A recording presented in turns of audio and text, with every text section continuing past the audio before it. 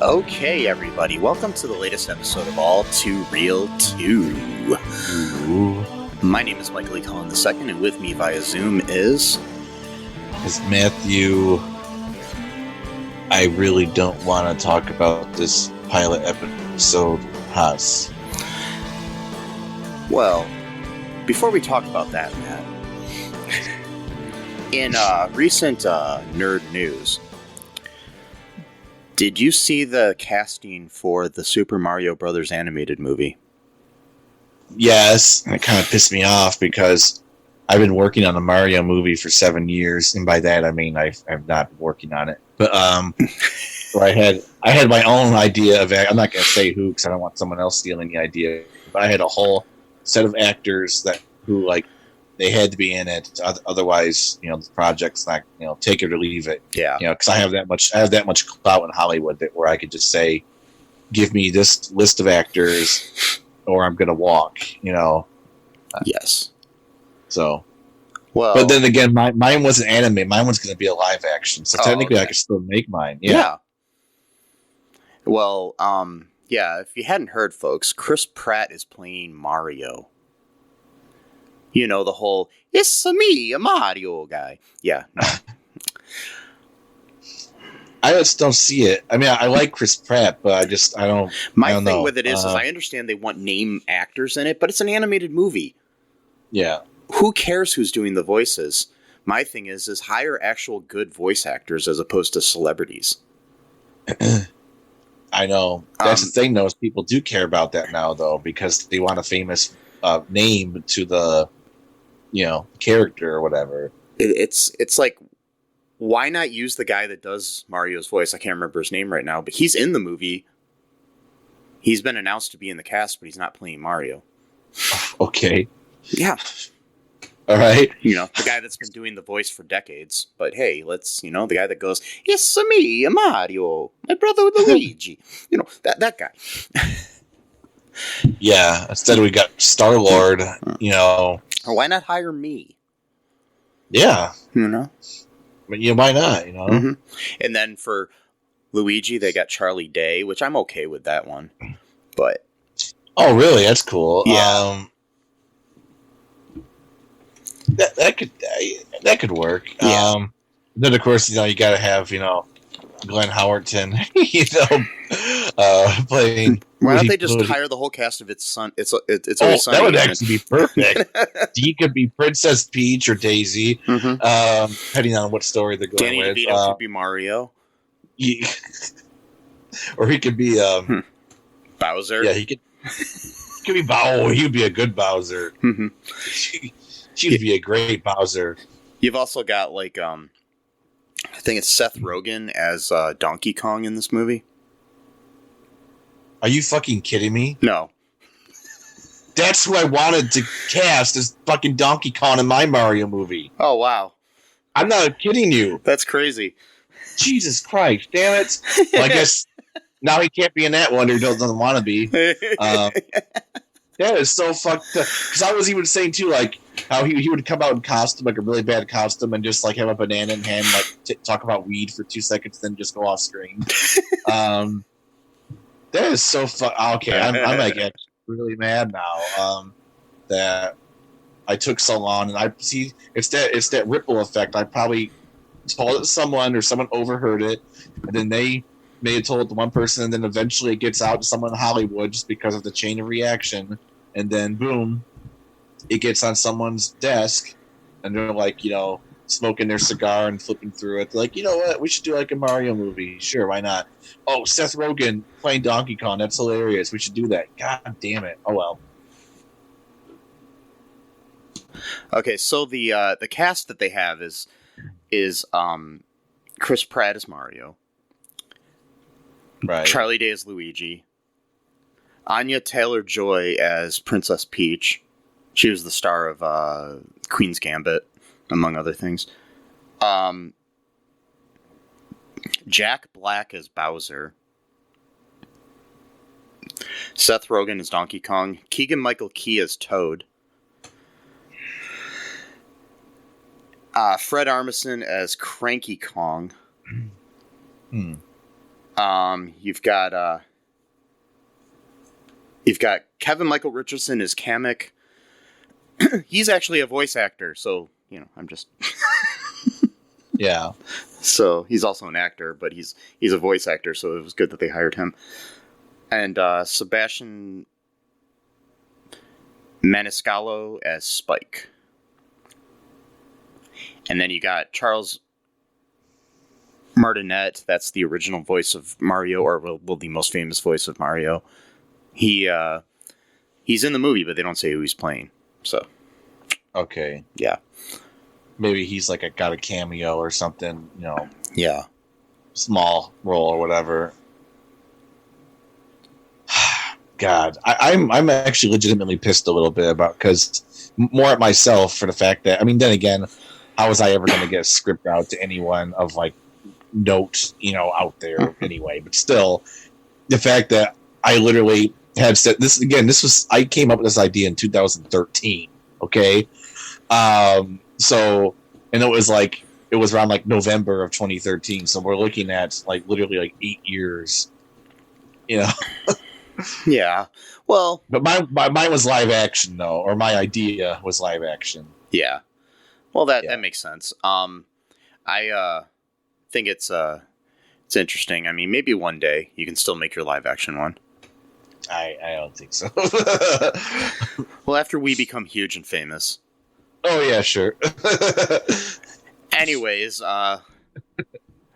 we're currently avoiding the inevitable here of what we're going to talk about in this episode. So yeah. Okay, we just nerded out and talked about how pissed off we're about things, which leads us into a pilot for Comedy Central in 2000, directed by Troy Miller, starring Patton Oswalt, Brian Posehn, and Sarah Silverman, entitled Super Nerds. Yep. On paper, you have a pilot with Patton Oswalt, Brian Posehn, and Sarah Silverman. 3 of the funniest people on the planet.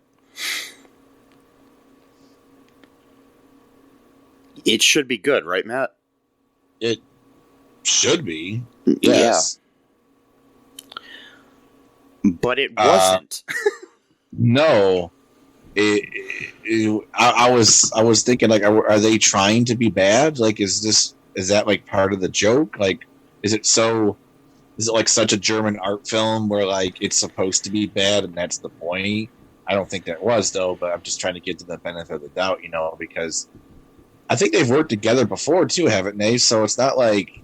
Yeah, I mean, like, shortly after this, I think Posehn became part of the Sarah Silverman show on Comedy Central. Right.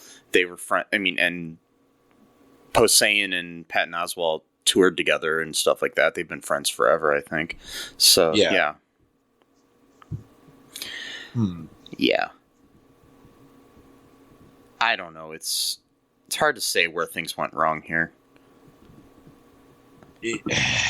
It's one of those things, I think, where...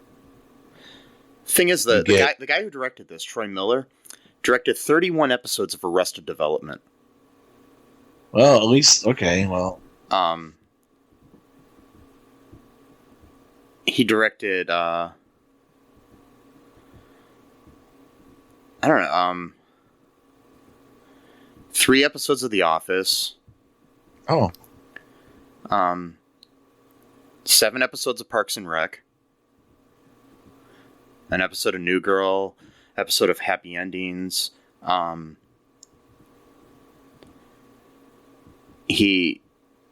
episodes of Flight of the Conchords. So he's got a good track record. And this is all after this though. So Right. before that, he directed 2 episodes of Tenacious D, their TV show. um,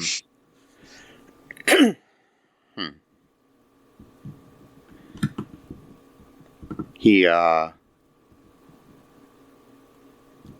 directed a bunch of comedy specials for people like David Cross, and he directed a bunch of episodes of Mr. Show with Bob and David.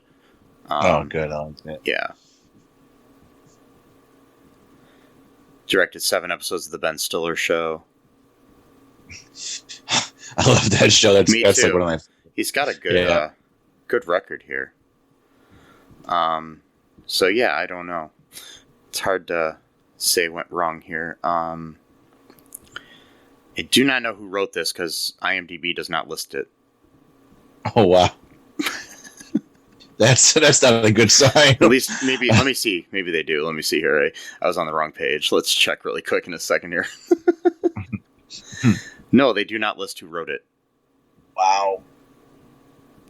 They've got like the art department, the costume designer, set decoration, cinematographer, music, and the producers, but they do not have who wrote it. So I do not know who wrote this. Wow. Because I was going to blame the writing. I don't know who to blame. I don't know I don't know where to place the blame, Matt. Where do I blame? I blame you. No. I'm just going to blame Earth. Whoa. Global warming. Yeah. That's it. So, the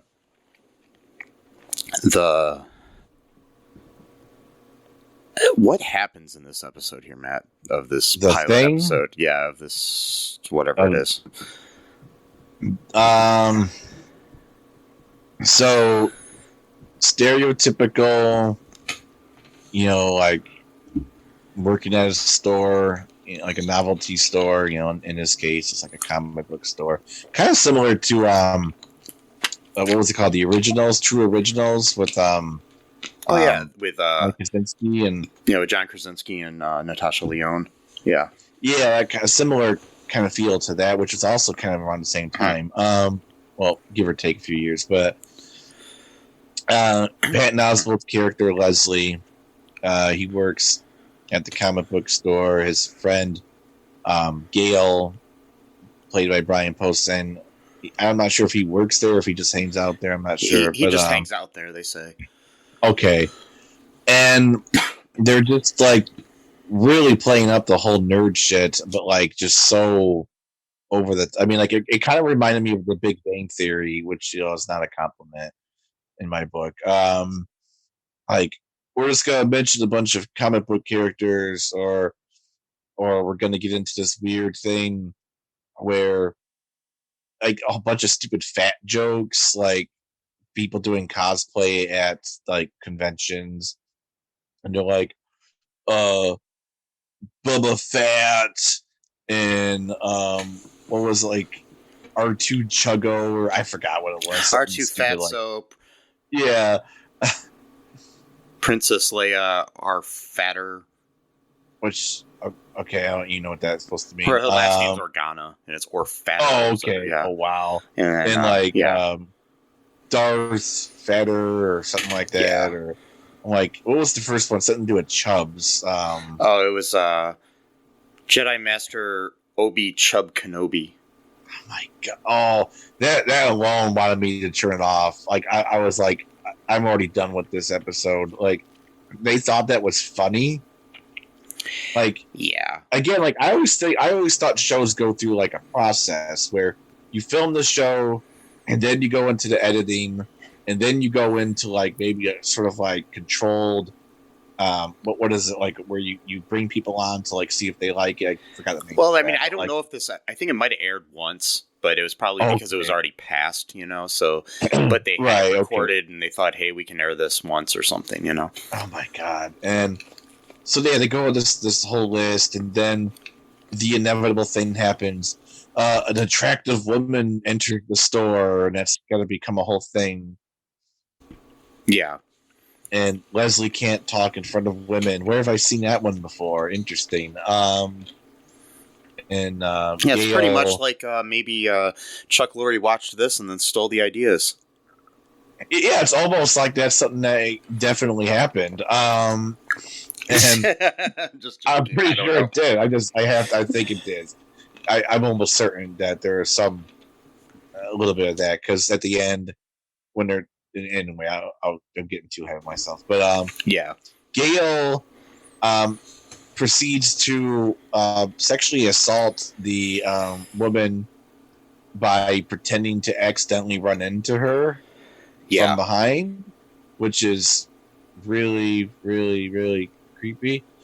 And she leaves the store after he's trying to talk to her because he thinks he's flirting with her. But since he's a nerd, get it? He's a male nerd and he likes comic books, so women don't like him. Get it? Get it? It's funny. It's so funny that shows like this and other shows at that era, but now this was before the Marvel universe hit in theaters, and now like, you know, your grandma loves, you know, Iron Man or whatever, you know what I mean? It's like Well, that's the thing, is that women and girls have always loved comic books. It's just a lot of the guy took it over because like there's like a hierarchy in society. So you got like the really tough masculine sports guys. They pick on like the nerds, so like the male nerds. So then like they created like their own little world. Like, all right, well, this is our safe space now. So, but then like we don't want any girls coming in here because this is our, you know, like this whole tribal type of thing. You know, like everyone gets into these weird things where it's like this is our subculture and it's just for us. Nobody else is allowed in, or if they are, we're basically like taking like applications. Like, you know, we have to decide whether or not you could come in, and you know, and I mean, I'm not trying to be political like usual, but it's just what I'm saying is factually true from a time-space continuum, you know, reality-based worldview, is that like, you know, we see these millions of videos on YouTube where people start shitting their pants. It's because a woman's in like a new superhero movie. What I'm saying is obviously true, you know, because otherwise these videos wouldn't exist, you know, of people like screaming and crying about like, you're taking away my beloved character because this one has a vagina. Like, it's like, it's okay. Like, maybe give it a chance, you know, see if you like it, but, you know, apparently not. So, yeah, they were playing really heavy onto that thing of like, we're the lone rangers here or whatever. We, you know, it's just us two guys who can't talk to women. Anyway, what else happens? I'm bored. well, okay, so eventually they're talking on the phone, they're trying to buy something. It ends up being some stupid bookends of Picard and Captain Kirk. That's from Star Trek, if you don't know, folks. But, just letting you non-nerds know about that stuff, okay? So, anyways, they're supposedly worth like hundreds of dollars. Even though I'm pretty sure that those things were common at the time. Yeah, so they this guy comes in and sells those to them, but their boss, who is randomly a foreign guy, not sure what country he's from. I think it's supposed to be like, you know, somewhere in the like Eastern Europe or something, you know. So he ends up buying one of the bookends. It's sad, I don't even remember which one. I think he bought the Picard. Yeah, I don't know. And yeah, Brian Posehn's character of Gal ends up accidentally breaking it. And so he's like, you know, dealing with that. This is a subplot here that I'm just going through, and then I'm going to get back to the main plot. He's offered $50. He's offered to pay for it for $50 and never come back into the store again. By the boss, which he takes. Either that or he has to pay like $400 the guy would have made off of the thing. Anyways, there's this whole main plot with Sarah Silverman's character, who is a knowledgeable comics fan. She has a crush on Leslie. She went to school with him, and he was one of the only people to accept her into this like nerd group. Or whatever it was. What was it? Like a Dungeons and Dragons or something? I don't know. Yeah, I think it was. Yeah, maybe. You know, typical look at nerds that people in Hollywood seem to think that all nerds are.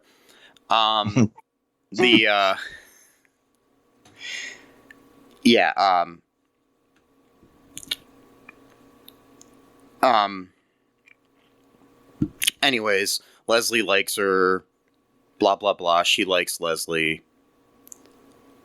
There's all this miscommunication throughout it and awkwardness, and he can't talk to girls, like you said.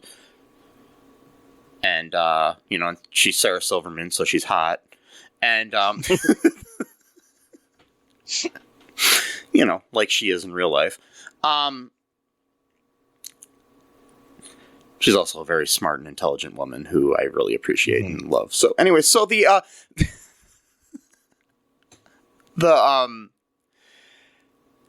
it's yeah, I don't know. It's just awkward. I don't know. Do you want to take a break, Matt, really quick? Yeah, sure. Yeah, it was awkward. Yeah, I'm feeling awkward right now just talking about this show. So yeah, we'll be right back, folks.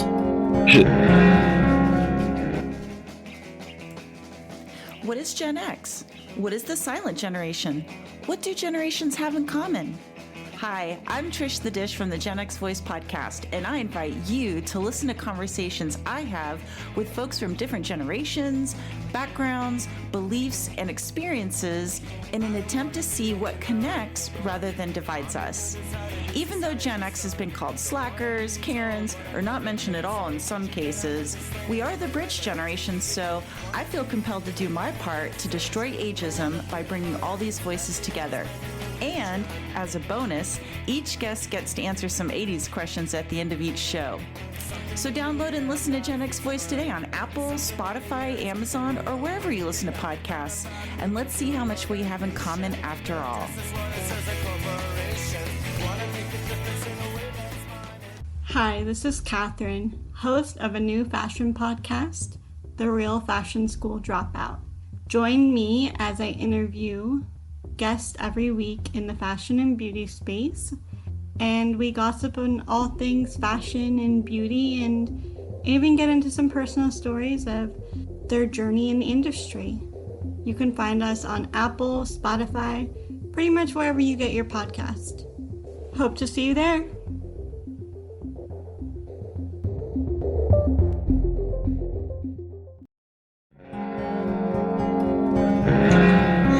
And we are back, you know, to talk about nerdy stuff. Super nerdy stuff. Ooh. Big Bang Theory. Oh, wait. Big Bang. Can I just do to prevent the inevitable again? Can I just say something really quick? Sure.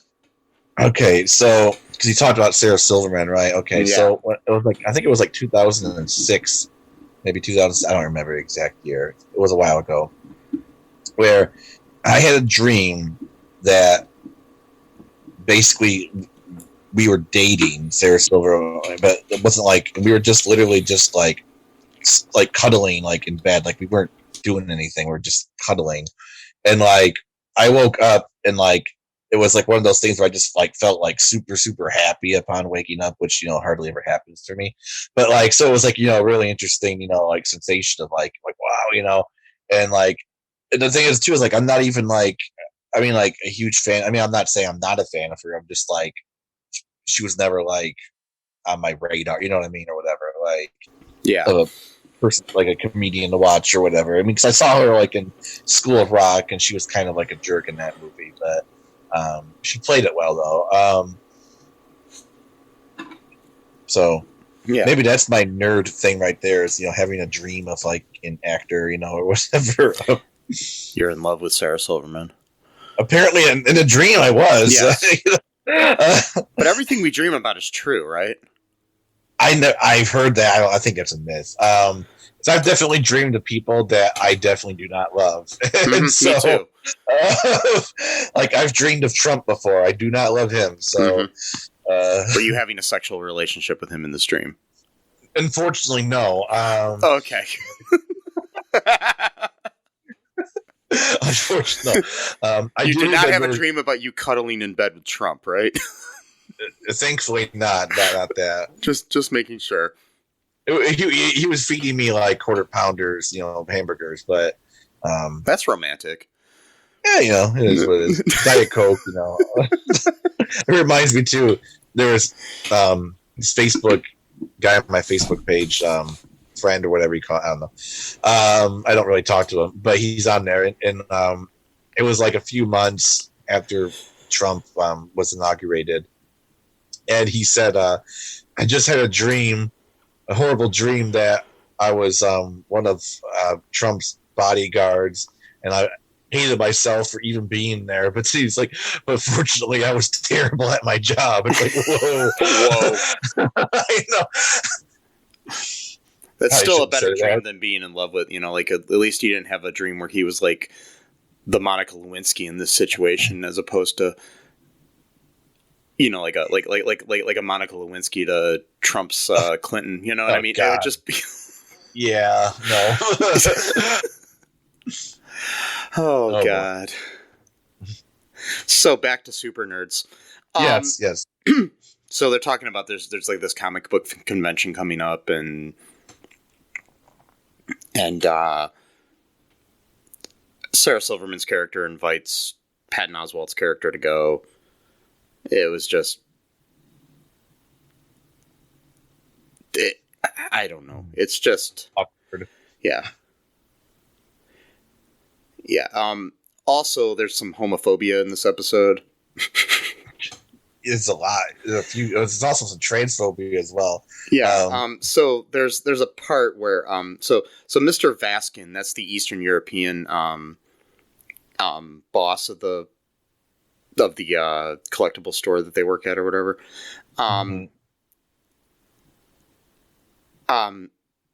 He has an unseen brother called You're Gay. Which allows Brian Posehn's character to tediously joke, "No, you're gay." My God. They thought that was funny. Yeah.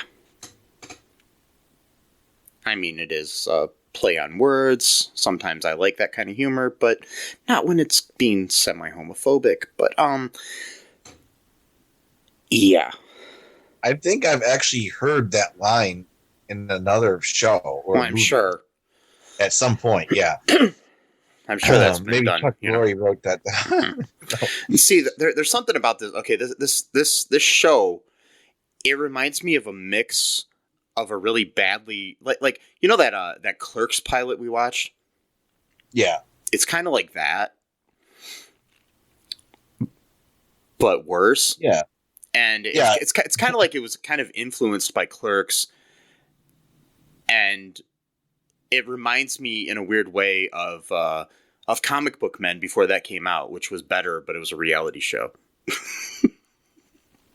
yeah, exactly. Because one of the guys in that show just kind of hangs out with the story. Doesn't actually work there. Yeah, Brian Johnson just hangs out there. He was kind of like the Brian Posehn sort of character. Yeah, I mean, but cooler. Mm-hmm. Yeah.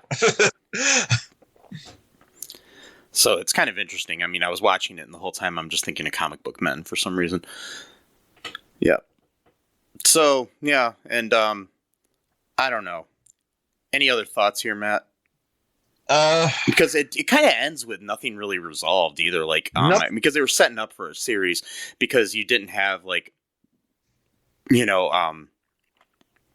you had an awkward situation where Brian Posehn's character of Gale tells Sarah Silverman's character that he likes her as well, and she's talking about how she's kind of in love with Leslie.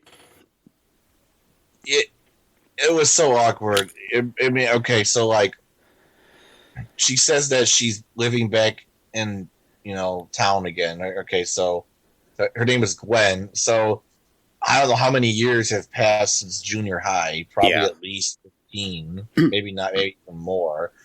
And she still remembers this guy who was nice to her one day at school, like 15, 20 years ago. I mean, I know that certain events leave an impression on your mind. I get that. But at the same time, really? Like, I still remember the girls that I was in love with in like grade school and stuff. But, it's just, but I don't think that if I ran into them now, I'd tell them about that. Well, exactly. That's the thing too. Is like she's like acting all weird and coy, which is again is kind of something I'm not used to with Sarah Silverman. She never played the part where she's like all like mousy and like, I don't know me, type she's of thing. Normally more self-assertive and stuff. Yeah. Yeah. So that itself was kind of awkward just seeing her act that way because I never have. And plus two, the fact that it was just bad show. Leslie's not even there for that part of the conversation because he went off to do something, and then Gale ruins. Well, he almost ruined it before too. No, he did. He ruined it twice because before that, Gwen was basically going to ask Leslie to like dress up for like the convention, and like typical Sheldon like character, Gale's freaking out because she said, well, I could be like Scarlet Witch and you could be the Green Lantern. Oh, the cardinal sin. You can't mix Marvel and DC. Like, dude, if you're trying to actively not have a girlfriend, keep talking like that. Really, it's super fucking annoying when people do that shit. Like, even back then, it was annoying. It's like, do you think people like to be corrected over stupid shit like that? Like, no one cares. Like, anyone who just likes to read comic books but doesn't treat it like a goddamn religion with like a shrine and an altar, like, they don't care if like, oh, this character was in Marvel Spider-Man issue 47, and come on, like. And you don't have to like be a couple costume to go to something, so. I don't know. Yeah, so he ruined that. It's like you don't have to be Vision and the Scarlet Witch to go to the fucking thing together. You can be whoever you want to be. Yeah, well, that was the cardinal sin, which is interesting though, because she said Scarlet Witch, and now that's like one of the main characters now in the MCU. And but back then, back in 2000, the MCU was bullshit. It was like all it had really was like a couple. I mean, there was no MCU, but like the Marvel comics in general were like. This is before Disney bought them and before that they became kind of like the huge juggernaut that they are now. It's like, yeah. Yeah, I mean, what Spider-Man Part 1 didn't come out until like 2 years later, right? No, was it a year later? I don't remember. I don't know, but still, even that, I mean, all you had really before that was like maybe Blade. And, but that was all before the MCU proper. Right, yeah. This was just when they were licensing out things because they were going bankrupt and they had to like license out these characters to other studios. Right. Blade was really fucking good though. I like those movies, or at least the first one. Yeah, I can't wait until the new Blade comes out, but yeah, we'll see because they're rebooting it for the MCU. So with Mahershala Ali. So it's going to be part of the actual canon then, or part? But they got a new guy playing. Mahershala Ali is playing Blade. Oh, that's the dude. He was in what was it? I can't think of the shit. Was it Luke Cage? Was he in? I think he played a small part in Luke Cage. Yeah, just for the first few episodes. He was also in. He's an interesting. He's a good actor. He is. He's also a Muslim actor, but he belongs to not belongs. He's part of a belongs implies that like like he's beholden to this, sect or whatever, but like he's a member of the Ahmadiyya denomination of Islam, which is really interesting. I've got a few books of. I'm actually kind of staring at them right now. I got a few books of theirs. Really interesting sect of Islam. It started in India like the 1890s, and some of their claims are like, or some of their I guess idea formulations are kind of similar to like how like Baha'is formulate some of their ideas like about like prophethood. Anyway, I just thought about because I remember when he won the award, and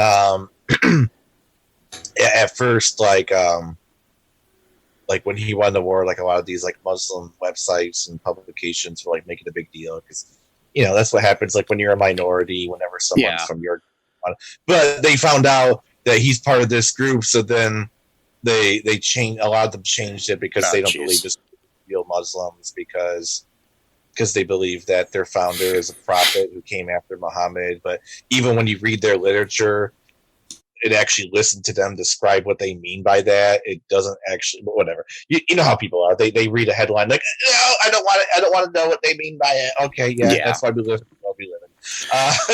People only read headlines anyways, so then they comment on them, and Yep.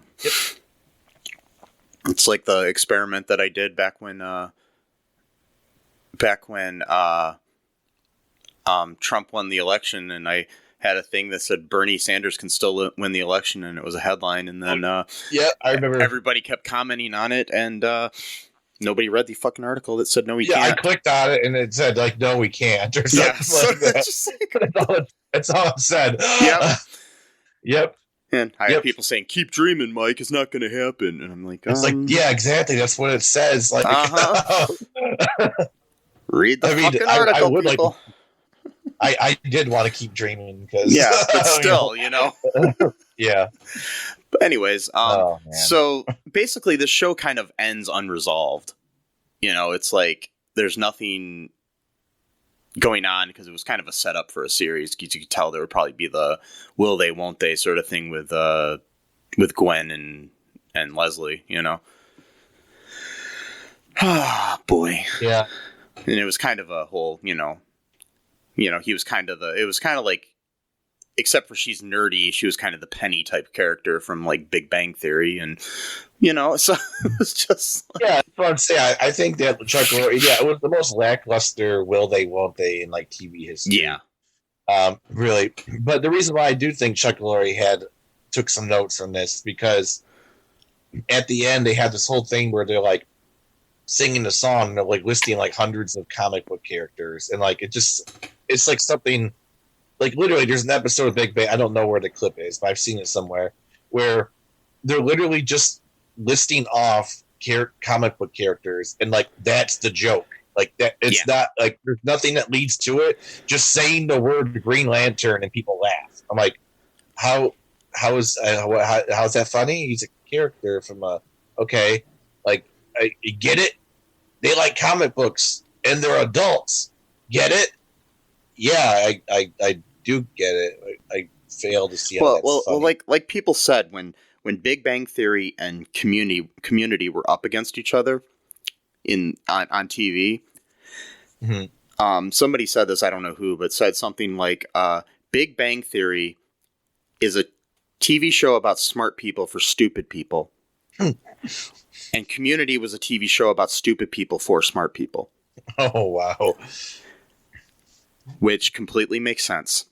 Those are some fighting words. But the thing is, though, there's a lot of stupid Community fans. No. What I'm saying is it's the whole, like, Community, the people on there weren't really that smart. So, mm-hmm.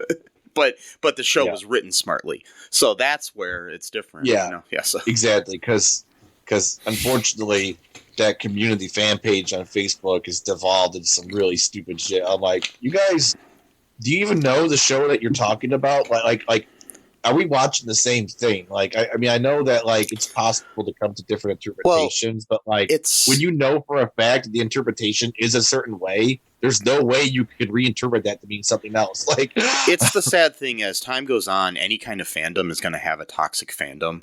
involved in it. It just happens. It doesn't matter if you're a fan of Community or the Detroit Tigers, whatever it is, you're going to have some kind of toxic fandom, whatever it is, So it's like sad. Yeah. Yeah. Anyways, anything else? Any other thoughts on this show, Matt? Would you recommend anybody watch it that hasn't seen it yet? Listen to this. I mean, like if you want to like do your own podcast and review it, I guess, but which a few people have already done before us. Apparently, I've looked. There was like a 2019 episode from someone, and somebody else has talked about this. Okay, cool. 2017, yeah. So I think the only people who watched it are people doing a podcast about it. But yeah, I mean, yeah. Yeah. I mean, if you want it, I can send you the link to it. But yeah, just message me at mike@cullenpark.com. Yeah, I totally disliked this show. And yet, I love Sarah Silverman, Brian Posehn, and Patton Oswalt. Mm-hmm. Luckily, Patton went on to do great things. So did Sarah and Brian, and other areas of entertainment. So yeah. And this did not soil their careers. Nope. This was interesting too, because this was like probably at the height of King of Queens popularity, and he was playing Spence, at that point as well. So maybe he was like looking for a way out of that. Because I know, I'm pretty sure he's grateful that he was on there, but I don't think that was his favorite role. As King of Queens. I don't know. It might have been. Who knows? Yeah, true. Yeah. But I mean, he. If you want to see really good Patton Oswalt, watch AP Bio. Oh God, yeah, Derbs, yeah, amazing character. Yeah, and in the millions of other things that he's done since 2000. So yeah, also folks, just if you want to check out anything else cool, go to all2real2.com. You can check out all of our links to where you can hear us. Obviously you found us, so you know how to hear us. But there's some links to other things on there. You can check out our TeePublic. We got a link in the show notes for that. Also, we have a link to our Patreon. Join that. Help us out. Tron, yeah. Yes. Maybe we'll dress up like the characters from Tron if you do that. Yeah. And ride some. What are those bikes that they rode? I don't know. I haven't seen Tron in years. Yeah. Maybe we'll do some CGI and make ourselves look younger, like like they did in Tron Legacy. Yeah, that's right. With Jeff Bridges. And I love that movie. No, I do you? I do. Yeah. I do like. I do like it too. I actually like both of the Tron movies a lot. So also, if you want to be on the show, here's something cool too. Send me a message at mike@cullenpark.com, because if you have like a movie that you really want to talk about, it doesn't matter if it's an underrated movie, a really loved movie, or anything like that. We would love to have you on the show. And talk to us and tell us how much you love the movie. Or if there's a movie you really hate and you want to talk about too. I mean, I guess we could do that too. True. Yeah. Anybody, got something to promote, let us know. We'll have you on. Also, people out there, get vaccinated. I know this is a controversial thing to say, but get vaccinated. Yeah. And get vaccinated. Yeah. And while you're at it, get vaccinated. Well, don't do it too many times because you might hurt yourself. But, yeah, that's true. When the booster's available, get that too, so. Yeah. Older people can get the booster right now, so, Mm-hmm. wear a mask if you have to, folks. And wear a condom if you have to. Mm-hmm. And until next time, folks, be kind, rewind, and bye-bye. Thanks for listening to All Too Real 2 podcast, a Cullen Park production. Produced and edited by Michael E. Cullen II. Music by Matthew Hawes. Subscribe and share the show. Visit us at cullenpark.com.